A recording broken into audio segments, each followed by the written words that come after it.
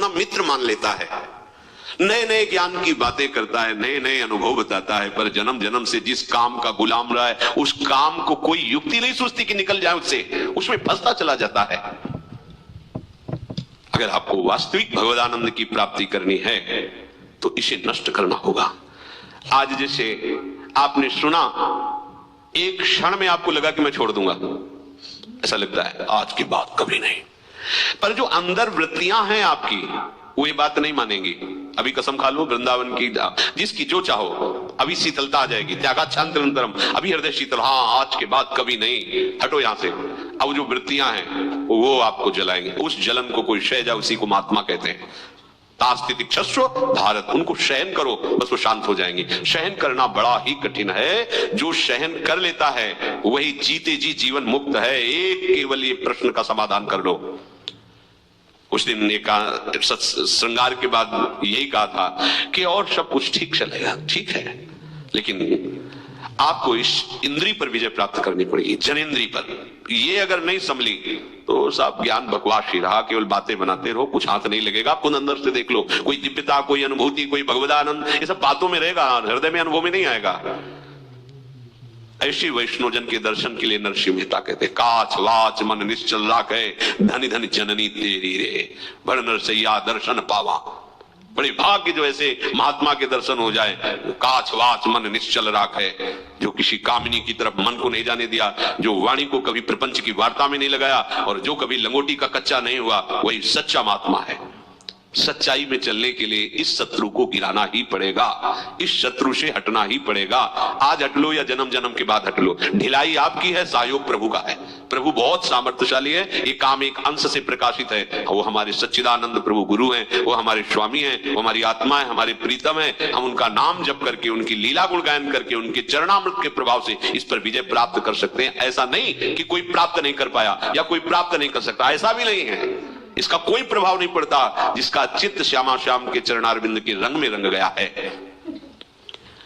उपासक जब ये निश्चय कर ले कि मुझे इससे अपना पिंड छुड़ाना है, तो बहुत समय तक वो वृत्तियां उसको जलाएंगी, वो उसको सहे, उनके अनुसार कोई चेष्टा ना करे, यही सब गड़बड़ हो जाता है। यम ही न व्यथ्यन्ते पुरुषम पुरुषर्षभ शम दुखा सुखाधीरम सोमृतत्वाय कल्पते। जो इस व्यथा को सह जाता है, व्यथित नहीं होता है, सुख दुख में समान भाव रहता है, वो परम पद का अधिकारी हो जाता है। इसीलिए तो चले भगवत मार्ग में शयन करने के लिए। हम गंदे आचरण करते रहे, साधु कहलाएं, भगवत भक्त कहलाएं, योगी कहलाने से क्या है? ये सब बहिर्मुख लोग हैं जो आत्मानंद को जानते ही नहीं, वो तुम्हारी बड़ाई कर रहे हैं, तो तुम अपने को क्या समझ रहे हो? क्या समझ रहे हो? जो भोगों में फंसे हुए हैं, शरीराभिमानी, वो तुम्हारी बड़ाई कर रहे हैं। अगर कोई एक महात्मा कह दे तुम ठीक चल रहे हो, तो करोड़ों की बात फेल हो जाएगी। एक बोल दे तुम ठीक चल रहे हो। हमें इन संसार में आसक्त जनों की बड़ाई से अपने को बड़ा महात्मा नहीं मान लेना है। कुछ नहीं, कोई निर्णय नहीं है, कोई उनमें वो विवेक शक्ति नहीं है। हम उनकी बातों को मानकर अपने को महात्मा मान लेते। अंदर झांक के देखो तुम्हारे अंदर क्या है, चाहे जिस वेश में हो। हमारा उद्देश्य भगवत प्राप्ति यदि हो गया है, चाहे गृहस्थ हो चाहे विरक्त हो, कोई भी हो, वो धर्म के अनुसार चले, अपने धर्म के अनुसार चले। पूर्ण रूप से आप मुक्त हो जाओगे यदि आप इसको सहना सीख गए। पर है बहुत कठिन सहना, है बहुत कठिन। जिस प्रकार प्रकाश और अंधकार एक साथ कभी नहीं रह सकता, ऐसे ही काम और भगवदानंद एक साथ कभी नहीं रह सकता।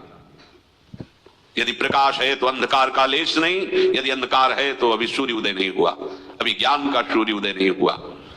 संसार कामना और वासना में भागता रहता है। यदि तुम भी कामना और वासना में भाग रहे हो तो तुम कैसे उपासक हो? तुम संसारी हो। तुम्हें कोई ज्ञान नहीं होगा, तुम्हारे अंदर कोई सिद्धांत नहीं है। इसलिए ये मिथ्या ज्ञान, ये मिथ्या साधन छोड़िए। और जिसे ईश्वर कहा गया है, परमात्मा कहा गया है, आत्मा कहा गया है, ब्रह्म कहा गया है, प्रभु कहा गया है, उसका आश्रय लेकर स्वप्नवत, कल्पनावत, मायावत इस काम से अपने को बचा लीजिए। इस स्थिति को तू प्राप्त कर ले, जन्म जन्म से जो तुझे रौंद रहा है, ये काम तुझे आकर्षित न कर पावे। जब तक तुझे सच्चा ज्ञान नहीं होगा, तब तक ये काम घसीटता रहेगा, तब तक तेरे हृदय की जलन मिटेगी नहीं। अच्छा, काम सुख सपनों ना, स्वप्न में भी तुझे शांति नहीं मिलेगी। या मूत्र विरक्तस्य नित्या नित्य विवेकिनः आश्चर्यम मोक्ष कामाश्च मोक्षादेव विभीषिका। संसारी द्वंद्वों में जीता है उपासक, द्वंद्वातीत होता है। अच्छा बुरा, लाभ हानि, सुख दुख, आसक्ति, घृणा, जय पराजय, संघर्ष, शांति, ये सब संसारी के जीवन में होते हैं, साधु के जीवन में नहीं, उपासक के जीवन में नहीं। संसार में रह करके वो संसारियों से भिन्न होता है उपासक। हाँ, मृत्यु होने पर तो सबके छूट जाते हैं, पर उपासक वही है शरीर रहते हुए इस पर विजय प्राप्त कर ले। जब कोई शरीर छोड़ता है तो पाप पुण्य उसकी संपत्ति होते हैं, और वो लेकर के यहां से पाप पुण्य जाता है। पुण्य अधिक हुआ तो स्वर्ग जाता है, पाप अधिक हुआ तो नरक जाता है। फिर पाप पुण्य दोनों से बना हुआ शरीर, मानव शरीर मिलता है, फिर कर्म, फिर यही दुर्गति। अतः ऐ साधक, तो भगवत प्राप्ति का साधक बन, कामनाओं का नहीं। भोग की कामना जब तक है तब तक तू अपने को किसी भी प्रकार का साधक मत मान, ये निकृष्ट भाव त्यागना ही पड़ेगा। बहुत दुर्दशा हो जाती है, बहुत दुर्दशा, साधक समझ नहीं पाता। श्री स्वामी सच्चिदानंद जी महाराज जब भ्रमण हम कर रहे थे तो कुछ समय उनके पास भी रहे, बड़े अच्छे महापुरुष। वो उस समय ब्रह्मचारी जीवन होता है, जैसे नैष्टिक ब्रह्मचारी, महावाक्य संन्यास, ऐसे क्रम होता है। उस समय नैष्टिक ब्रह्मचारी के व्रत में थे। तो उन्होंने कहा, ब्रह्मचारी एक तुम्हें घटना सुनाते हैं पास की, वो इसलिए सुनाते हैं कि इसको बहुत गौर से सुन लेना। उनका जी महाराज जी, बोले हमारे परिचय के ब्रह्मचारी जी थे, वो यहाँ बहुत बड़े जमींदार हैं, कोई गांव का नाम बताया उन्होंने, कहा वो जमींदार हैं, वो संतों को भगवान मानते हैं। कोई भी संत चला जाए बिल्कुल भगवान का स्वरूप मानकर उनकी आरती पूजा, और घर एकदम उनके लिए फ्री, कहीं बैठो किसी से बात करो, तो उनका बड़ा भगवत भाव। बोले वो ब्रह्मचारी जी उनके यहाँ 10-10 दिन रुकने लगे। जब हमें पता चला तो जब हमारे पास कभी आए तो उनको कहा, बिल्कुल बिल्कुल सिद्धांत के खिलाफ मत चलो, शास्त्र आज्ञा नहीं करता, विरक्त को आज्ञा शास्त्र नहीं करता, आप गृहस्थ के घर रुक जाओ। नहीं, आप अगर रात्रि हो रही है, किसी नगर में गांव में है, तो देवालय में रुकिए, भिक्षा ले लीजिए, देवालय में पाइए। गृहस्थों के आसनों पर शयन करना, उनके घर में कई दिन तक रहना, ये ठीक नहीं। अगर कहीं ऐसा बन भी जाए संयोग कि उनके घर में रहना है, तो उनके घर के बाहरी हिस्से में, जैसे छप्पर पड़ा है, खपरेला पड़ा है या बारंडा, एकदम खुले में चौड़े पे आसन लगाना चाहिए साधु को। कोठरी में, कमरे में, ऐसे अंदर नहीं, गृहस्थी के लिए ऐसा नहीं। उनको हमने समझाया, स्वामी जी सच्चिदानंद जी बोले कि आप 10-10 दिन जमींदार जी के यहाँ रहते हैं, यद्यपि वो बड़े श्रद्धालु हैं, पर शास्त्र विरुद्ध है, आपको ऐसा नहीं करना चाहिए।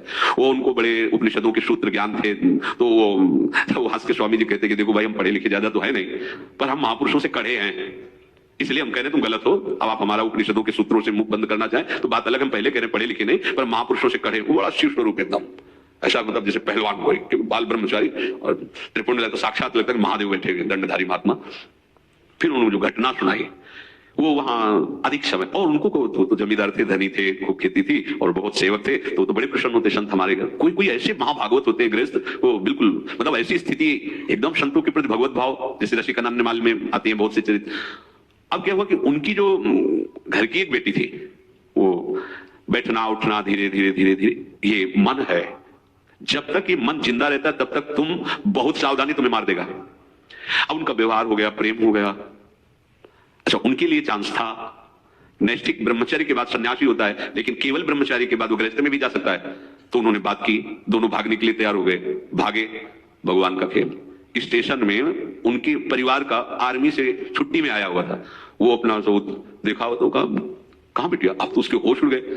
उसने कहा भैया पता नहीं क्या बाबा जी ने खवा दिया, हमारी बुद्धि खराब हो गई, हमें लिए जा रहे हैं। और उनके तो अब क्या बोले उनको, और तो बलवान आदमी पकड़ा, गाड़ी आई थी उनको लेने के लिए, तो आर्मी वाले को उसी गाड़ी में बाबा जी को बैठाला, उनको बैठाला, ले गए।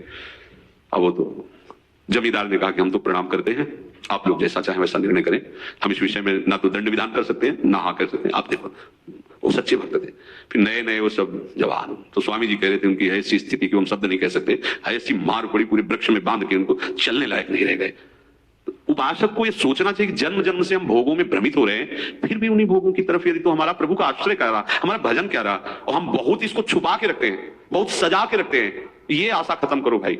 सत्संग सुनते हैं, भगवत मार्ग के पथिक है, आपने ही निश्चय किया ये मार्ग, जबरदस्ती किसी ने आपके गले में बांधा नहीं है, आपने स्वयं निश्चय किया है। जब आपने प्रभु को पसंद किया तो गंदी बात क्यों करते हो? एक बार चूक हो गई, 2 बार चूक हो गई, पूर्वाभ्यासवत सावधान, आगे बढ़िए। तो इसीलिए भोगों से विरक्त नहीं हो पा रहा कि क्योंकि तू नहीं चाह रहा है। ध्यान रखना, अगर तू चाह ले तो भगवान का अंश है, तू क्या नहीं कर सकता।